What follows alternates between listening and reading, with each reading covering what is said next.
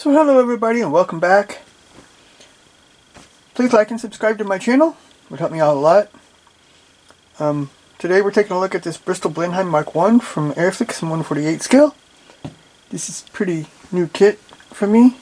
I like how they got it here when the box art looks really great, I think. And here on the side you can see a couple of versions they got for us to build here. Which is cool.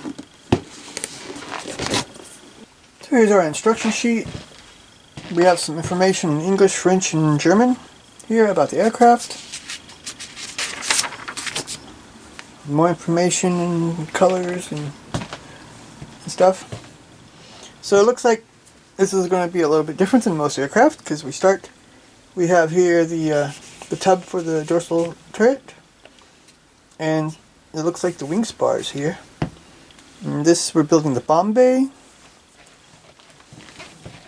I like how they, here if you're going to build the bomb bay open, you have to cut these two parts off, it says. Here's the floor to it.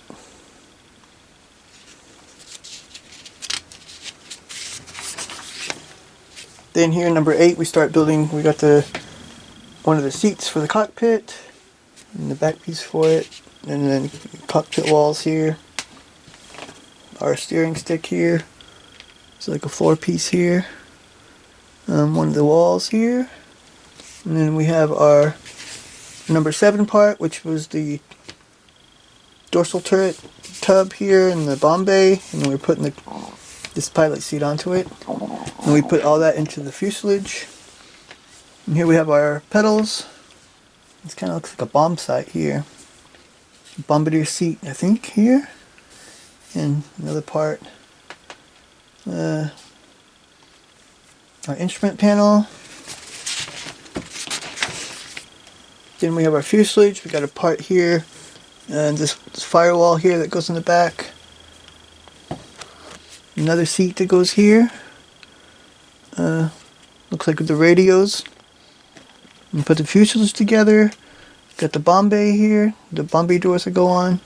And this other panel that goes on, it's probably a crew hatch. Here we got a couple lights that go in. Now we're working on the cells for the landing gear here. A couple parts to put in there. Put them on the bottom of the wings. And here we have our main landing gear. If we're gonna put the undercarriage up, we gotta build it like this. I always do with mine down. I like it better down. I don't know why. So here we have, we're working on the nacelles for the engines and stuff. We got some framework here. There's like an oil tank. There's a lot of parts here. I don't even know what. Like this is some kind of wall that goes in there. The other half. Or is this a landing gear? I think it's like part of the engine parts and also the landing gear. This is the walls to the gear bay. But in the front, like here, that's for the engine. So this is all of our landing gear here. You see, it's really, really detailed. There's lots of parts to it. And you put this on. Putting this onto there. The other side.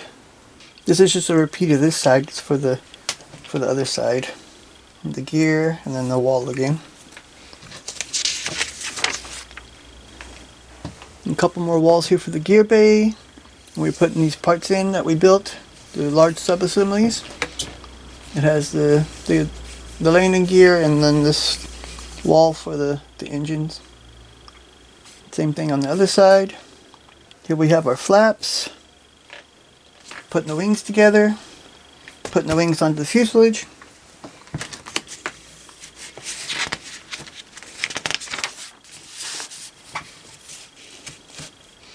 Then we have some fuselage parts here that go on this wing, part of the wing here.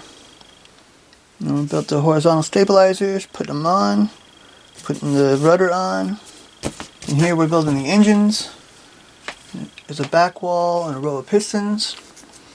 Here's the, looks like all the starter, the ring, and the push rods. Really detailed looking engine here too.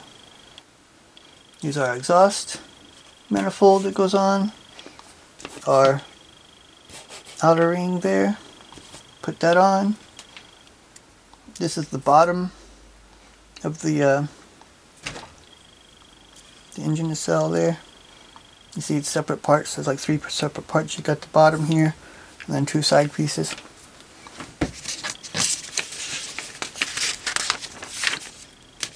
And then we have this back part of the cowling where the exhaust goes. Some more detail that goes in the engine here, and on top here. This door that goes on the bottom. We put our engine hubs on there. And here we have the top of the other side of the flaps and stuff here we're putting on. You can have them open, see? So you can have flaps open. That's cool. Here's the outer ones here. And then now we're building this turret here, the dorsal turret, I believe.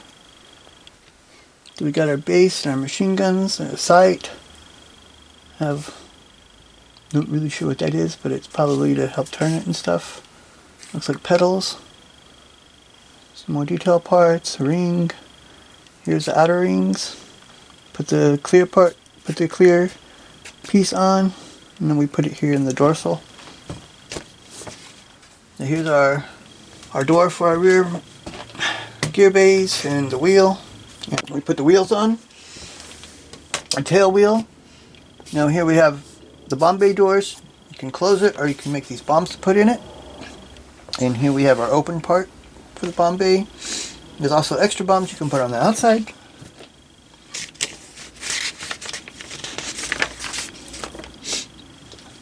A couple extra parts for the engine here. And we got a figure that we can make. Another part that goes inside the front here. There's a front canopy. It's in 2 parts, you see. And then the top part, and then I guess you can have it open, slide it to the back like this or this. And then we build our propellers, put our lights on, the landing light, the position lights. Here are the propellers and the antenna or pivot tube, not sure. And then it's finished. But you see there's a lot of steps to it. It looks pretty darn detailed. So we have 2 versions. We have this brown tan, and on the bottom it looks black. A matte black. Like night camouflage. Number 90th Squadron, Royal Air Force, Bicester, Oxfordshire, England, autumn 1938. This one is number 211th Squadron, Royal Air Force, Miniti, Greece, 1941. I kind of like that one. Middle blue, dark earth, matte midstone. I think I already have those colors too. So here's the decal sheet. We have some common decals. Here's our instrument panels and stuff here. The wing stripe, walking stripe or whatever it's called. And different types of roundels as well. The tail stripe, which I like to paint that on actually. I wish I could paint roundels on, but getting a circle's kind of hard. But the decals look really good. Colors look good. Now for the parts. Here we have frame A. They're called frames on here. Huh? Okay, so we got the tops of the wings. Have our figure. We have a tub. We have some of the doors and framework here. And look at the wings here. We have nice engraved panel lines there. We have our fuel tanks even here. Looks like 2. 2 fuel fillers, another maintenance door. See some nice, let me turn it around here. Some nice detail inside of here. Good detail overall here.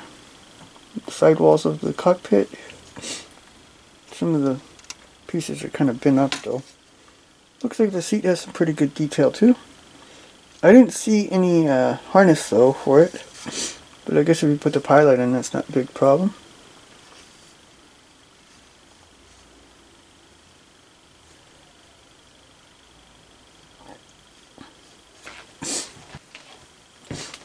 So here we have frame B. This looks like the bomb bay here and the doors.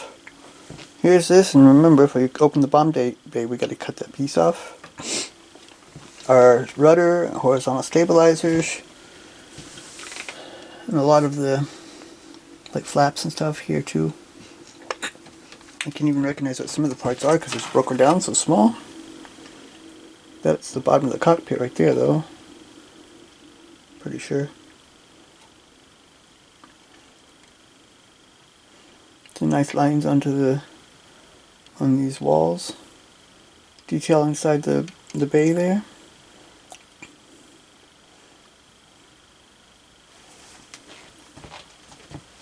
Here's a good detail.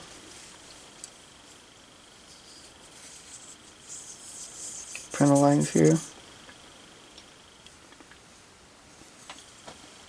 So then we have frame C, and there's two of them.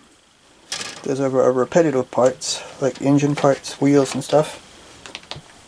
Now all this stuff is kind of stuffed in one bag, so one of the pieces fell off. It was this one on the other frame here. So we got our engine parts here, the bombs,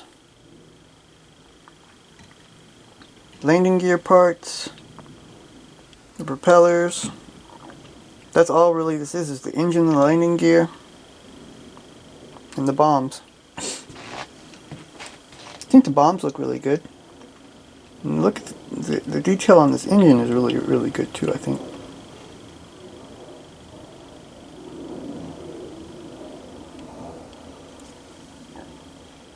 This kind of tabs are a little bit annoying sometimes, especially on these like frame parts, because you try to cut the little tab off. Well, not cutting the tab off, but when you want to clean it up a little bit, and sometimes it kind of breaks.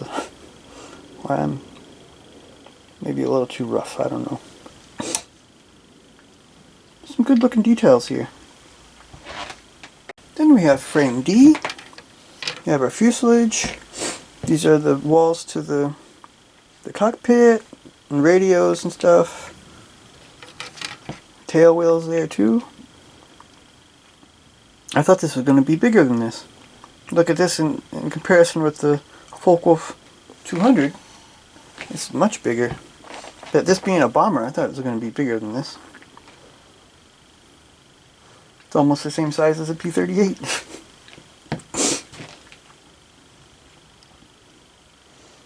But it's cool still. I like it.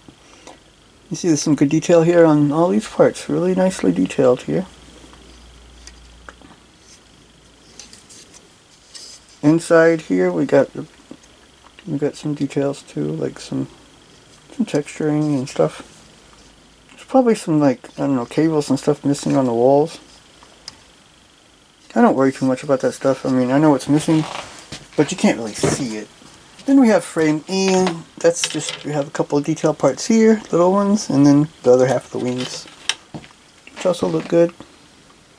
And there's not really a lot of detail here inside because you see all the walls and stuff that we got to put in there for it, and all the details will be there. But it has nice, nice engraved lines too. Then our last frame here is frame G, sprue G, and this is our clear parts. You see this quite a bit. And you look at the, has really nice framing around all the canopy parts here. The turret has some nice framing on it.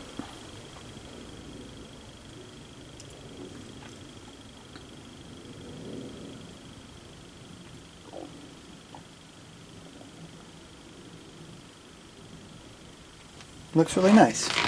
I think this model kit looks really great.